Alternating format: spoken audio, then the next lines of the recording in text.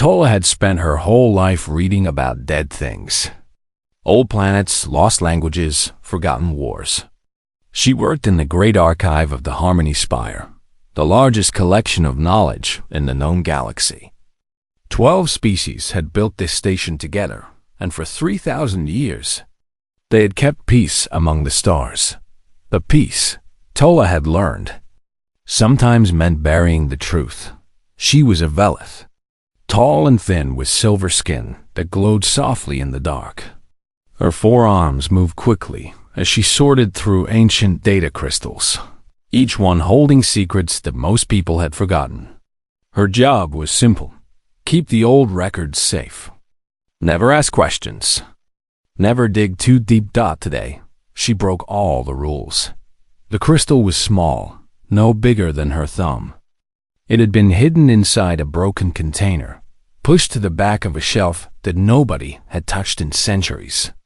When Tola held it up to the light, she saw words written in a language she did not recognize. She took it to her reading station and activated it. The hologram that appeared made her heart stop. It showed a creature standing on 2 legs. It had soft skin, no scales, no armor. Its eyes were small and round, filled with something that looked almost like warmth. The creature smiled, showing flat teeth, and raised one hand in greeting. Below the image, text scrolled in the old assembly language. Species classification: human. Status: extinct. Threat level: maximum. Do not engage. Do not communicate. Do not preserve. Tola stared at the words. She had heard stories about humans, of course. Everyone had. Parents told their children about the monsters from the dark edge of the galaxy. Creatures that could survive anything, that bonded with other species like parasites, that spread their influence wherever they went. The story said humans were dangerous, violent, and impossible to control, but the creature in the hologram did not look like a monster. It looked kind. She searched for more. The crystal contained thousands of files, all of them old, all of them marked for deletion. She found reports from ancient scouts who had made contact with human ships. She found warnings from assembly leaders who demanded that all human records be destroyed. She found coordinates, hidden star maps, notes about human colonies that had existed long before the assembly was born, and she found a single message, recorded by a Velith historian who had died 3,000 years ago. His name was Biru, and his face was tired and sad. "If you are watching this," he said, "then the assembly has failed to erase everything. I hope you are brave enough to learn the truth. Humans were not monsters. They were not a plague. They were simply different from us. They felt too much. They cared too deeply. They formed bonds with species that should have been their enemies, and they protected the weak when they should have protected themselves. The assembly did not destroy humans because they were dangerous. The assembly destroyed humans because they were afraid. Afraid that kindness could spread. Afraid that the old ways would crumble. Afraid that if humans survived, nothing would ever be the same." The recording ended. Tola sat in silence for a long time. Her hands were shaking. Everything she had been taught, everything she believed about the galaxy and its history, was a lie. She had to tell someone. The next morning, she requested a meeting with the High Council. It took 3 days for them to agree, and when she finally stood before the 12 leaders of the assembly, she felt very small. The council chamber was enormous, built from white stone and filled with floating lights. Each leader sat on a platform shaped like their home world, and they looked down at Tola like she was an insect. "You have something to show us," said the Thornax representative, a massive insectoid creature with sharp claws and cold eyes. "Make it quick." Tola activated the hologram. The human appeared, smiling, hand raised in greeting. The chamber went silent. Then, slowly, the leaders began to laugh. "This is what you brought us?" The Thornax leader's voice was sharp with anger. Children's stories? Myths from the Dark Ages? They are not myths, Tola said. Her voice was steady, even though her hearts were pounding. I found coordinates, star maps, records of human colonies that existed before the assembly. Humans were real, and they might still be alive. Enough. The leader of the Velith, an old female named Sira, raised two of her hands. Archivist Tola, you have wasted this council's time with fantasy. Humans are extinct. They have been extinct for 3,000 years. There is no evidence that they ever posed a real threat, and there is certainly no evidence that any survive today. But the records of forgeries, Sira said coldly, created by conspiracy theorists and fools. You will return to your duties and speak of this to no one. Is that understood?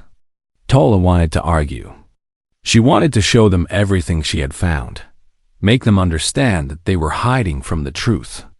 But she saw the look in their eyes, the fear hiding behind the anger, and she knew it was pointless. They already knew. They had always known. And they would never admit it. She bowed her head and left the chamber. That night, she sat alone in her small room, staring at the data crystal. She thought about giving up, forgetting everything, going back to her quiet life among the dead things. Then the alarm started. Red lights flashed across the station. A voice boomed through every speaker. Unknown vessels detected. Repeat, unknown vessels detected in assembly space. All personnel to emergency stations. Tola ran to the nearest observation window and looked out into the darkness of space. There, floating among the stars, was a ship unlike anything she had ever seen. It was small, battered, covered in strange markings. And on its side, painted in faded letters, were words she could now recognize. HSS Endurance. Earth Registry. Humans had returned. Captain Dai opened her eyes and tasted recycled air. Her body ached from 200 years of frozen sleep, and her mind was slow to remember where she was. Then it all came back. The mission, the wormhole, the long journey into unknown space. She was the captain of the HSS Endurance, and she had just woken up very far from home. Captain on deck, said a tired voice. Lieutenant Junho stood at the bridge controls, his face pale from cryo-sickness. He was a tall man with steady hands and calm eyes, the kind of soldier who never panicked, even when everything was falling apart. Status report, Dahi said, pulling herself into the command chair. We made it through the wormhole. Navigation says we are approximately 40,000 light-years from Earth. Junho paused. Also, we have company. The main screen flickered to life, and Dahi saw them. Dozens of alien ships, surrounding the Endurance like wolves around a wounded deer. They were beautiful in a terrible way, all sharp angles and glowing weapons, clearly built for war. Have they tried to contact us? Dahi asked. No, they are just watching. Dahi stood up and walked to the screen. She studied the alien vessels, trying to understand what she was seeing. Humanity had searched for other life for centuries, sent probes into the void, listened for signals in the darkness. They had found nothing. And now, suddenly, they were surrounded by more alien ships than she could count. Open a channel, she said. All frequencies. Broadcast our peaceful intentions. Junho nodded and worked the controls. A moment later, Dahi's voice echoed across space. This is Captain Dohi of the human exploration vessel Endurance. We come in peace. We are explorers, not invaders. We mean you no harm and wish only to communicate. Silence. She tried again, this time sending mathematical sequences, simple patterns that any intelligent species should understand. Then she sent images. Humans smiling, humans building, humans helping each other. She sent music, art, everything beautiful that humanity had ever created. Still nothing. Dr. Yuna, the ship's medical officer, arrived on the bridge with dark circles under her eyes. She was a small woman with quick hands and a sharp mind, the best Dr. Dohi had ever known. Captain, the crew is waking up. 17 are still in medical bay with cryo complications. What is happening out there? Before Dahi could answer, the alien ships began to move. They spread out in a perfect formation, weapons glowing brighter. On the Endurance's sensors, targeting systems locked onto the hull. Junho's hands flew across the controls, trying to raise shields, trying to prepare for something, anything. They are charging weapons, he said. His voice was still calm, but his eyes were not. Doi grabbed the communication panel. Please, we do not want to fight. We are peaceful. We just want to talk. The first shot hit the Endurance like a hammer from God. The ship screamed. Metal twisted. Lights exploded. Doi was thrown across the bridge, crashing into the wall hard enough to crack her ribs. Through the ringing in her ears, she heard screaming, alarms, the horrible sound of air escaping into space. Hull breach on decks 4 and 5. Junho shouted. Casualties reported throughout the ship. Another shot. Another. The Endurance shook like a dying animal. Dahi pulled herself up, blood running down her face. On the screen, she could see the alien ships firing again and again, their weapons tearing her ship apart. There was no warning, no demand for surrender. They were simply trying to kill everyone on board. Return fire, she said. Junho looked at her. Captain? They are murdering my crew. Return fire. The Endurance was not a warship. It had been built for exploration, for science, for hope. But it had weapons, small ones, designed to protect against asteroids and space debris. Junho aimed them at the nearest alien ship and fired. The shot hit true. The alien vessel's shields flickered, then failed. A small explosion bloomed on its hull. For a moment, the attack stopped. The aliens seemed surprised, as if they had not expected the humans to fight back. Dahi used that moment. All power to engines, she ordered. Get us out of here, now.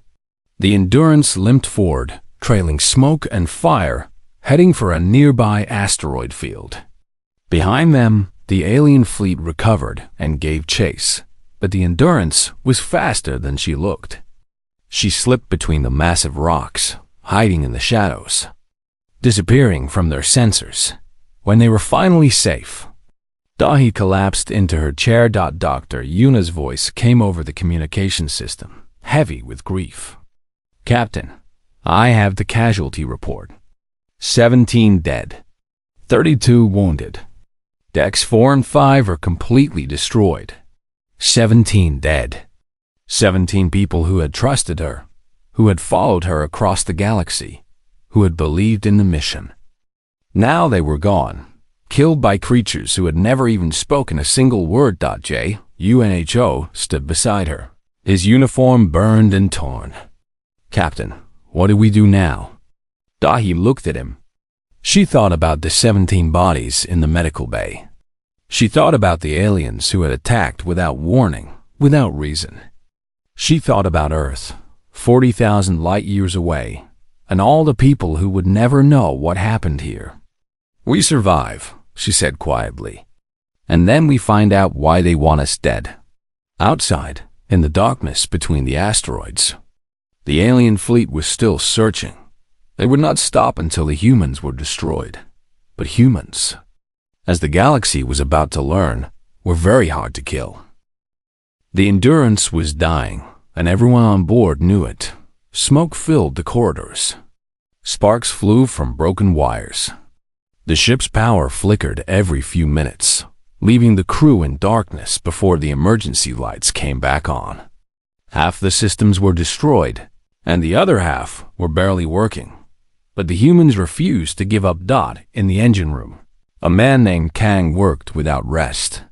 He was an engineer, the best on the ship, and he had lost his right arm in the attack. The wound was wrapped in bandages, blood still seeping through, but he would not stop. He used his one remaining hand to repair cables, reroute power, and hold the ship together with nothing but skill and stubbornness. "You need to go to medical," said a young woman named Miri. She was a botanist, not an engineer, but she had come to help anyway. Her hands were covered in grease and burns. "Medical can wait," Kang said. "The ship cannot." In the medical bay, Dr. Yuna moved between patients like a ghost. She had not slept since the attack. 32 wounded, 17 dead, and more injuries appearing every hour as the crew pushed themselves too hard. She stitched wounds, set broken bones, and held the hands of those who were afraid. One young officer grabbed her arm as she passed. "Doctor, are we going to die out here?" Yuna looked at him for a long moment. Then she smiled, even though her eyes were exhausted. "Not today. I have too much work to do." On the bridge, Captain Dohi studied the sensor readings. The alien fleet was still out there, searching the asteroid field, getting closer every hour. They had maybe 12 hours before they were found. Maybe less. Lieutenant Junho approached her with a datapad. "Captain, I have been analyzing their weapons and tactics. They are well-trained, well-equipped, and they outnumber us 50 to 1. If they find us, we cannot win a fight." "I know," Dahi said. "So, what is the plan?" Before she could answer, an alarm beeped on the sensor panel. A small vessel was approaching the asteroid field, moving slowly, broadcasting no weapon signature. "It is not one of the warships," Junho said, frowning. "It looks like a personal shuttle. Very small. Only one life sign on board." Dahi watched the shuttle approach. It was heading directly toward their hiding spot, as if it knew exactly where they were. "It could be a trap," Junho said. "It could be," Dahi agreed. "Or it could be something else." "Open a channel." The screen flickered, and then a face appeared. It was an alien, tall and silver-skinned with 4 arms. But unlike the cold warriors who had attacked them, this one looked afraid. Afraid and desperate. "Please," the alien said. "I am not your enemy. My name is Tola. I work in the archives of the Harmony Spire. I know why they attacked you, and I've come to warn you. Please, let me board your ship."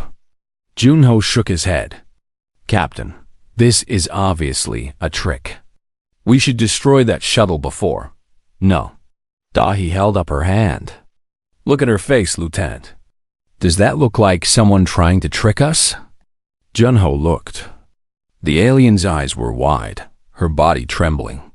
She kept glancing over her shoulder, as if expecting to be followed. "Please," Tola said again. "I do not have much time. The fleet will find me soon. Let me help you." Dahi made her decision. "Bring her in." 20 minutes later, Tola stood in the middle of the Endurance's damaged bridge, surrounded by humans who looked at her with a mixture of fear and curiosity. She was taller than any of them, and her silver skin seemed to glow in the dim emergency lights. For a long moment, nobody spoke. Then Miri stepped forward, holding something in her hands.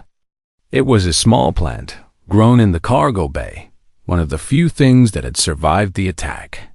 She offered it to Tola. "Welcome to our ship," Miri said simply. Tola stared at the plant. In all her years of studying alien species, she had never seen anything like this. A creature offering a gift to a stranger, asking nothing in return. She took the plant carefully, cradling it in 2 of her hands. "Thank you," she whispered. Then she told them everything. She told them about the assembly, the 12 species that ruled the galaxy. She told them about the myths, the stories of dangerous monsters from the edge of space. She told them about the ancient records, the hidden truth, the fear that had driven the assembly to erase humanity from history.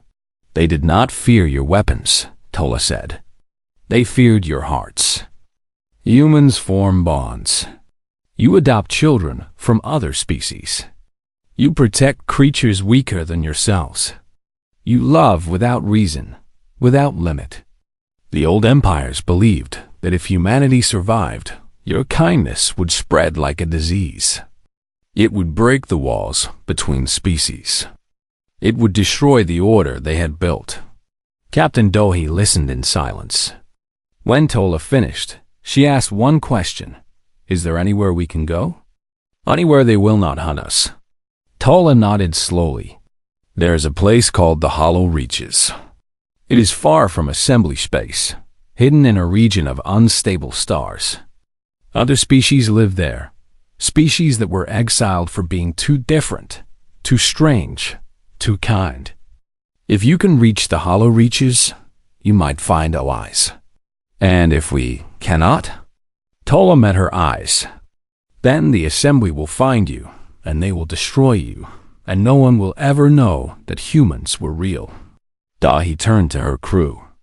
They were tired, wounded, and afraid. But in their eyes, she saw something that the assembly had forgotten existed. Hope. Set a course for the Hollow Reaches, she said. We're going to find some friends. The Hollow Reaches were exactly what Tola had described. A graveyard of dying stars, filled with radiation and danger. No sane pilot would fly through this region of space. The Endurance barely survived the journey, her damaged hull groaning as unstable gravity pulled at her from every direction. But on the other side, they found something wonderful. Hidden among the chaos was a collection of space stations, ships, and floating colonies. Thousands of vessels from dozens of species, all gathered together in the one place the assembly could not reach. As the Endurance limped into view, signals began flooding their communication system. Unknown vessel, identify yourself. Captain Doi took a deep breath. This is the human ship Endurance. We are refugees. The assembly attacked us without warning. We are looking for sanctuary. Silence. Then, slowly, the signals changed. Words of welcome, expressions of surprise, invitations to dock. It seemed that everyone in the Hollow Reaches wanted to meet the creatures from the old myths. The first species they encountered were the Genthi, small beings no taller than human children. They had large eyes, soft fur, and the ability to sense emotions through touch. When a group of Genthi boarded the Endurance, they walked through the corridors in wonder, touching everything, feeling the echoes of human feelings that had soaked into the walls. So much pain, their leader said, her voice sad. But also, love. You love each other very deeply. Dr. Yuna knelt down to meet her eyes. We try to take care of each other. It is what humans do. The Genthi smiled. Then you are welcome here. Next came the Aurum, massive creatures made of living stone. They moved slowly, spoke slowly, and thought in ways that most species could not understand. The assembly had declared them useless because they could not keep up with the fast pace of galactic politics. They had been exiled centuries ago. When Aurum Elder visited the Endurance, Junho expected the meeting to be awkward and difficult. Instead, he found himself sitting with the ancient creature for hours, listening to songs that described the birth and death of stars. The Aurum did not care that Junho was small or soft or made of flesh. They only cared that he was willing to listen. Your people have patience, the Aurum Elder said, his voice like grinding mountains. This is rare. This is precious. The Vesca were the strangest of all. They were shapeshifters, able to take any form they wished. The assembly had feared them because they were unpredictable, because they could not be controlled. They had been hunted nearly to extinction before escaping to the Hollow Reaches. When a group of Vesca met the humans, they immediately began playing tricks. They transformed into copies of crew members, made silly faces, pretended to be furniture. Most species would have been frightened or angry. The humans laughed. Miri, the young botanist, laughed so hard that tears ran down her face. She chased the Vesca around the cargo bay, playing games like a child, forgetting for a few minutes that she was stranded on a broken ship at the edge of the galaxy. The Vesca leader watched this with amazement. "You are not afraid of us," he said. "Why would we be afraid?" Mary asked, still smiling. "You are funny. The Assembly called us monsters. The Assembly attacked us for no reason. I do not think they are very good at judging people." Over the following weeks, the humans made more friends than they could count. They shared food with the Genti, learned songs from the Aurum, and played games with the Vesca. Engineer Kang finally accepted a prosthetic arm, built from both human and alien technology, a symbol of the connections they were forming. Captain Dahi watched all of this with a growing sense of wonder. She had spent her whole career exploring empty space, searching for life among the stars. Now she was surrounded by more life than she had ever imagined. And all of it was strange and beautiful and kind. One night, she stood on an observation platform with Tola, looking out at the gathered fleet of exiles. "I do not understand," Dahi said quietly. "If these species are so wonderful, why did the Assembly exile them?" Tola was silent for a moment. "Because the Assembly is built on fear. Fear keeps the hierarchies in place. Fear keeps the powerful in control. These species, they do not fear. They empathize. They adapt. They connect." She looked at Dahi. "Like humans. That is why the Assembly is so afraid of you. Not because you might conquer them, but because you might change them." Dahi thought about this for a long time. Then she made a decision. She called a meeting of all the exiled species, gathering their leaders in the largest hall of the main station. Hundreds of different creatures filled the room, all of them watching the small human woman who stood before them. "I know you have been hiding here for a long time," Dahi said. "I know you are tired of running, tired of being called monsters by people who never tried to understand you. My crew and I, we feel the same way. We came to this galaxy in peace, and we were attacked for no reason. We lost friends. We lost our way home." She paused, looking around the room. "But we do not have to hide anymore. We do not have to be alone. The Assembly is powerful, but they are afraid.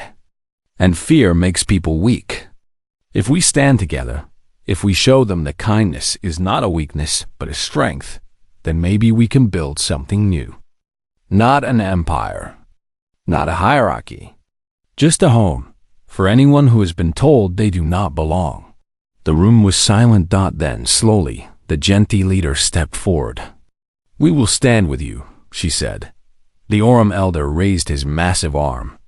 "We will stand with you," he said, his voice like thunder. The Vesca leader shifted into a human shape and smiled. "We will stand with you." One by one, every species in the room joined the promise. By the time the night was over, the Alliance of the Forgotten had been born, and across the galaxy, the Assembly was about to learn that the myths were very, very real. Admiral Krieg arrived with 200 warships. The Thornax commander had spent his entire life hunting enemies of the Assembly. He had destroyed rebel fleets, crushed uprisings, and burned worlds that refused to obey. When he received orders to find and eliminate the human survivors, he felt nothing but cold satisfaction. Humans were monsters. Everyone knew that. The old stories said they spread like a disease, corrupting everything they touched. Krieg would end that threat forever. His fleet emerged from hyperspace at the edge of the hollow reaches, weapons already charged. On his main screen, he could see the pathetic collection of exile ships clustered around their hidden stations. "Admiral," his tactical officer said, "we are detecting the human vessel. It is still damaged. They have no chance against our forces." Krieg smiled, his mandibles clicking with pleasure. "Open a channel. I want them to hear this." His voice boomed across every frequency. "Attention, human ship endurance. You are surrounded. You have 1 minute to surrender. If you do not comply, we will destroy you and everyone who helped you. There will be no mercy."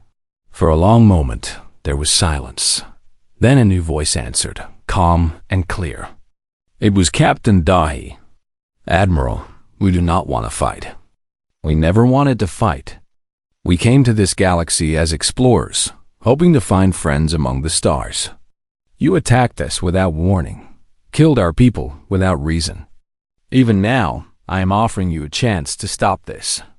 Walk away. Let us live in peace. There does not need to be any more death today." Krieg laughed. "You are in no position to negotiate, human. Your ship is broken. Your allies are weak. You are alone." "No," Dahi said quietly. "We are not alone." The sensors on Krieg's flagship began to scream. From behind the exile stations, ships began to emerge. Hundreds of them. Genthi vessels, their hulls glowing with psychic energy. Aurum warships, ancient and indestructible, built from living stone. Veska craft that seemed to shift and change shape as they moved. And at the center of the formation, the Endurance. Battered and scarred, but flying. Her human crew ready for whatever came next. Krieg stared at the screen, his confidence cracking. This was not possible. These were exiles, weaklings, creatures that the Assembly had thrown away centuries ago. How had they built a fleet? How had they organized so quickly? The answer came a moment later. When Tola began her broadcast, she had spent weeks preparing for this moment, gathering recordings, testimonies, and evidence. Now she sent it all across the galaxy, to every station, every ship, every world that could receive a signal. The broadcast showed the truth. It showed the human ship arriving in peace, sending messages of friendship. It showed the Assembly fleet opening fire without warning. It showed the dead and the wounded, the 17 humans who had died in the first attack. It showed Captain Dahi offering mercy to her enemies again and again, even as they tried to destroy her. And it showed what happened next. It showed humans sharing food with the Genthi, listening to Aurum songs, laughing with Veska shapeshifters. It showed Engineer Kang building a prosthetic arm from alien technology, a symbol of cooperation. It showed Dr. Yuna treating wounded creatures from a dozen different species, caring for them as if they were her own family. Across the galaxy, billions of beings watched. They saw the monsters from the old myths, and they saw that the monsters were kind. Admiral Krieg screamed orders at his fleet. "Attack! Destroy them all!" The battle began. The Alliance fleet was smaller and weaker, but they fought with desperate courage. The Genthi linked their minds, creating a psychic network that allowed perfect coordination between ships. The Aurum vessels absorbed punishment that would have destroyed any normal craft, their ancient armor shrugging off weapons fire. The Veska infiltrated Krieg's communication systems, spreading confusion and false orders. And the humans did what humans had always done. They refused to give up. Lieutenant Junho led a strike team against Krieg's flagship, weaving through enemy fire with impossible skill. His small attack craft should have been destroyed a dozen times. But somehow it survived. Somehow it kept flying. Somehow it reached its target. Dr. Yuna coordinated medical teams across the entire Alliance fleet, organizing rescue operations, saving lives regardless of species. When a Genthi ship was hit, human shuttles were the first to arrive with help. Engineer Kang kept the Endurance flying through sheer willpower. Every time a system failed, he fixed it. Every time the ship should have died, he brought her back, and Captain Dahi stood on her bridge, giving orders, making decisions, leading her people through the fire. 1 hour into the battle, something changed. An Assembly destroyer broke formation. Instead of attacking the Alliance, it turned its weapons on another Assembly ship. Then another, and another. Across Krieg's fleet, crews were mutinying. They had seen Tola's broadcast.